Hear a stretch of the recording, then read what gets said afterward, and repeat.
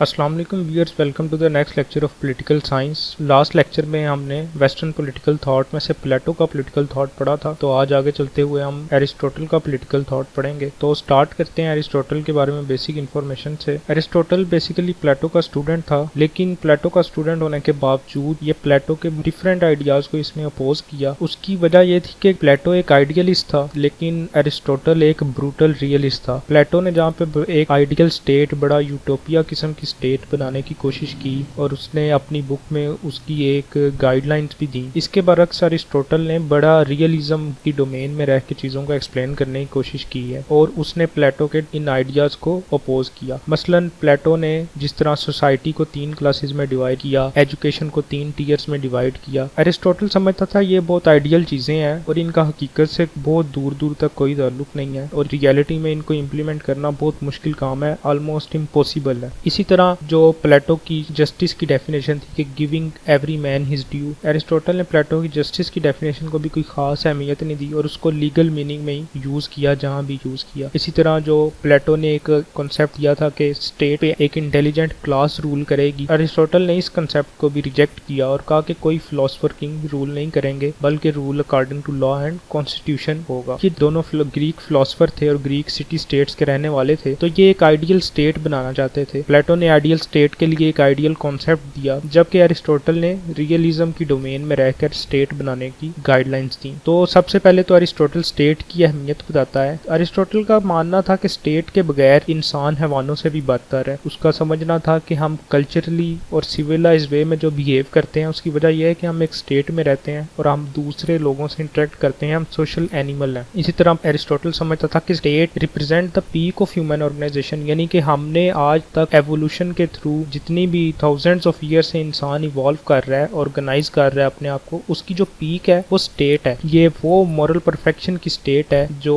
हमने आज तक अचीव की है। इंसान ने बहसियत मजमूई जो अपनी ऑर्गेनाइजेशन स्किल्स को पीक तक पहुंचाया है, उसके नतीजे में एक स्टेट इवॉल्व हुई है। स्टेट रिप्रेजेंट क्या करती है? स्टेट जो इंस्टीट्यूशनल डेवलपमेंट हुई है, जो एवोल्यूशन हुई है इंस्टीट्यूशंस की, हमारे सोशल इंस्टीट्यूशंस की, हमारे पॉलिटिकल इंस्टीट्यूशंस की, स्टेट उन सब को रिप्रेजेंट करती है। इसी तरह फिर आगे अरिस्टोटल चलते हुए स्टेट की मुख्तलिफ इकसाम के बारे में बताता है, डिफरेंट फॉर्म्स ऑफ स्टेट। अब यहाँ पर वो कहता है कि स्टेट 2 तरह की हो सकती है, अच्छी स्टेट भी हो सकती है और बुरी स्टेट। अब वो कहता है कि ये मैयर किस तरह किया जाएगा, कौन सी स्टेट अच्छी है और कौन सी बुरी है, इसका क्या गेजिंग पॉइंट होगा, किस बात पे गेज किया जाएगा। तो वो कहता है कि जोन सी स्टेट जनरल इंटरेस्ट को, पब्लिक इंटरेस्ट को सर्व करेगी वो एक अच्छी स्टेट होगी, और जोन सी स्टेट सिर्फ रूलर के इंटरेस्ट को, जो रूलिंग क्लास या एलीट के इंटरेस्ट को केटर करेगी, वो एक बैड फॉर्म ऑफ स्टेट होगी। तो इसके आगे अरिस्टोटल कहता है कि क्या चीज है जो एक स्टेट को एक गुड स्टेट या बैड स्टेट, एक अच्छी स्टेट या बुरी रियासत बनाता है। तो वो अरिस्टोटल पॉइंट आउट करता है कि वो उस रियासत का आइन है, कॉन्स्टिट्यूशन। अगर कॉन्स्टिट्यूशन अच्छा होगा तो रियासत भी अच्छी होगी। अगर कॉन्स्टिट्यूशन पब्लिक नीड्स को रिप्रेजेंट नहीं करता होगा तो डेफिनेटली स्टेट भी पब्लिक नीड्स को रिप्रेजेंट नहीं कर सकती। जोन से कॉन्स्टिट्यूशन कॉमन इंटरेस्ट को प्रायोरिटी देते हैं, कॉमन इंटरेस्ट पे फोकस करते हैं, वही अच्छे कॉन्स्टिट्यूशन होते हैं। और जोन से कॉन्स्टिट्यूशन रूलिंग एलीट को या एक खास ग्रुप को, एक खास तबके को तहफ़्फ़ुज़ देते हैं, उनकी नीड्स को प्रायोरिटाइज करते हैं, वो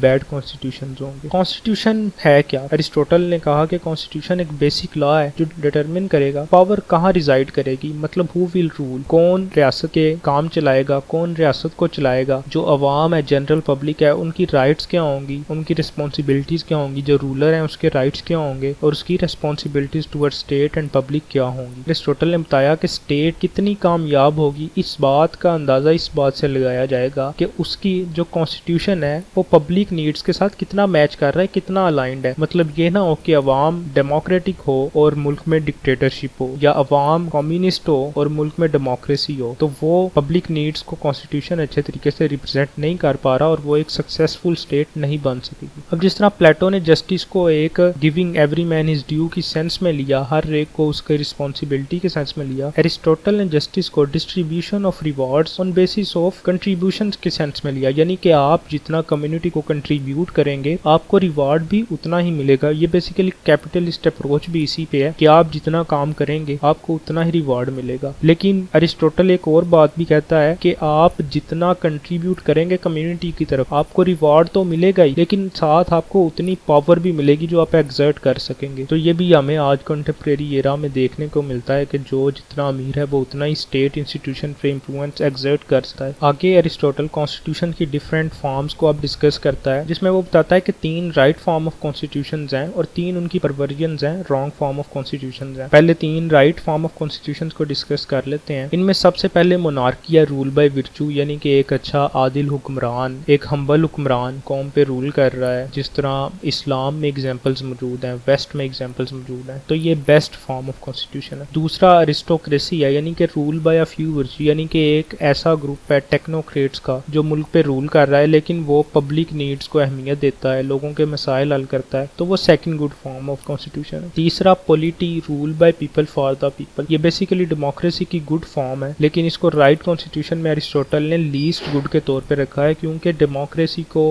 ग्रीक में जो 3rd या 4th सेंचुरी बिफोर क्राइस्ट का ग्रीस था, उसमें डेमोक्रेसी को कोई खास पसंद नहीं किया जाता था, क्योंकि अवाम ने डायरेक्ट डेमोक्रेसी में बहुत से ऐसे फैसले लिए जिनका लॉन्ग टर्म में ग्रीस को नुकसान हुआ। तो पहले नंबर पे मोनार्की है, एक शख्स जो आदिल हुक्मरान है वो रूल करता है, अवाम की जरूरियात को पूरा करता है और अवाम के हक में बेहतर फैसले करता है। दूसरा अरिस्टोक्रेसी है, वो भी एक ग्रुप है लोगों का जो अवाम की जरूरियात को पूरी करते हैं, लोगों की जरूरियात का ख्याल रखते हैं और एक ट्रांसपेरेंट फॉर्म ऑफ गवर्नमेंट अपनाई जाती है। तीसरे नंबर पे पॉलिटी, वही डेमोक्रेसी है जो आज दुनिया में नजर आती है। आगे चलते हैं 3 wrong type of constitution. In right constitutions के परवर्जन्स को भी अरिस्टोटल ने बताया है। उसमें लीस्ट वर्स सबसे पहले नंबर पे डेमोक्रेसी है, मॉब रूल, यानी कि एक हजूम हो जाता है जिसमें डिसीजन मेकिंग फिर आम आदमी के पास चली जाती है और वो बेस्ट डिसीजन नहीं ले सकता और उनको रास्ते से भटकाना भी आसान हो जाता है, जिस तरह आज के पॉपुलिस्ट लीडर कर रहे हैं कि डेमोक्रेसी के नाम पे मॉब रूल है। दूसरी second worst form of wrong constitutions में ओलिगार्की है, rule by a wealthy few, यानी कि मुल्क पे एक ऐसा ग्रुप मुसल्लत कर दिया गया जिनके पास पैसा है और वो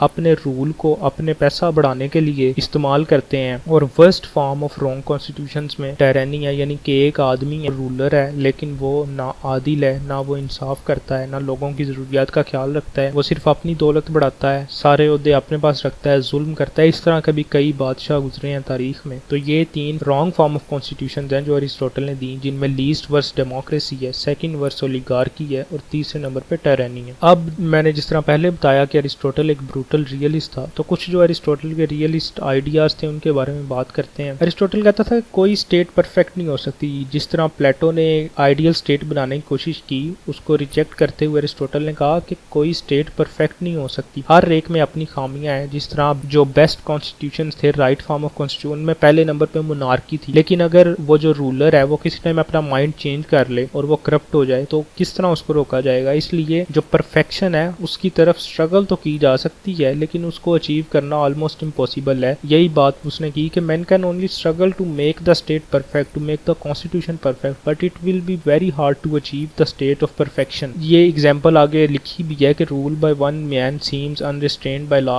कि वैसे तो मोनार्की बड़ी आइडियल फॉर्म लगती है कि एक आदिल हुक्मरान हुकूमत करे, कोई उसके ओपोजिशन ना हो, रोकने वाला कोई ना हो उसके अच्छे कामों को, लेकिन इवेंचुअली उसके बाद जो रूलर आएगा या वही अपनी जिंदगी में अगर करप्ट हो गया तो अवाम के लिए उतना ही नुकसान होगा। इसलिए डेमोक्रेसी को आप देखें कि गुड फॉर्म्स में लीस्ट गुड और वर्स्ट फॉर्म्स में लीस्ट वर्स्ट कहा गया है, इसी वजह से कि डेमोक्रेसी में चेक्स एंड बैलेंसेस बहुत ज्यादा होते हैं और लोगों के आपके रूलर्स के अस्ट्रे जाने के चांसेस बहुत कम होते हैं। आगे चलते हैं। जिस तरह प्लेटो ने कहा कि स्टेट पे रूल वो करेगा जो इंटेलेक्चुअल क्लास होगी, एक इंटेलेक्चुअल एलीट निकलेगी 50 ईयर्स की एजुकेशन के बाद, वो स्टेट पे रूल करेगी। लेकिन अरिस्टोटल कहता है कि नहीं, स्टेट पे रूल कौन करेगा। अरिस्टोटल बताता है कि हिस्ट्री में हमें मुख्तलिफ क्लेम्स मिलते हैं पावर की तरफ, यानी कि लोग कई वजूहात कई क्लेम्स की बुनियाद पर रूल करते हैं। बादशाह का बेटा इस बात पे रूल करेगा कि मेरा बाप बादशाह था, किसी के पास प्रॉपर्टी है जगीर है वो इस बात पे रूल करेगा कि मैं इस इलाके का जगीरदार हूँ, कोई इस बात पे रूल करेगा कि मुझे लोग पसंद करते हैं, वो हुक्मरानी करेगा उस एरिए पे जहाँ पे उसके लोग पसंद करते हैं। लेकिन अरिस्टोटल कहता है कि ये सब क्लेम्स इनवैलिड हैं और rule according to law transfer होना चाहिए, यानी कि कोई ऐसा कानून बने जो ये बात वाज़ेह करे कि रूल ट्रांसफर किस तरह होगा और कौन शख्स रूल करेगा। तो ये बेसिकली कॉन्स्टिट्यूशनल सुप्रीमेसी की बात कर रहा है अरिस्टोटल यहाँ पे। अरिस्टोटल के कुछ व्यूज ऐसे भी हैं जो